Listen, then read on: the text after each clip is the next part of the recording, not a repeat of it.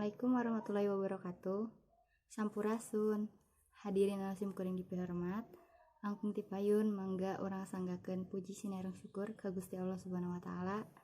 Rehna urang sadaya tiasa kumpul sasarangan di dieu dina keadaan sehat walafiat. Salawat sinareng salam teu hilap ka junjungan urang sadaya Nabi Muhammad sallallahu alaihi wasallam. Ka keluargana, ka sahabatna jeung ka urang sadaya salaku umatna. Hadirin anu sim kuring dipihormat, tepangkeun wasta abdi Virgi Fasya Adazia ti kelas 11 IPS 2 bade ngadugikeun pangaruh lingkungan sakola kana kanyamanan diajar siswa. Naon wae pangaruh lingkungan sakola kana kanyamanan diajar siswa teh? Pangaruh anu mimiti nyaeta fasilitas sakola. Kunaon fasilitas sakola?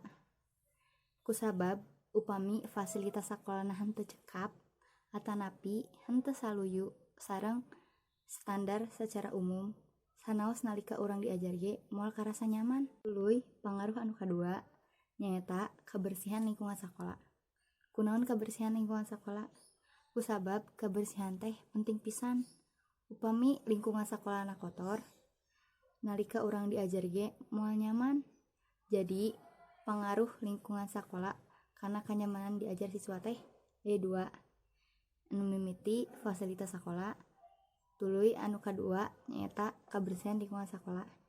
Jadi urang sadaya salaku warga sakola kedah ngajaga fasilitas sareng kebersihan lingkungan sakola supados dina kagiatan diajar jeung ngajar urang sadaya karasa nyaman sareng sumangat.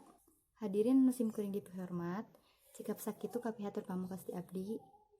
Bilih aya basa anu kirang entep seureuna atanapi kecap anu kirang merenah larapna, mugi dihapunten.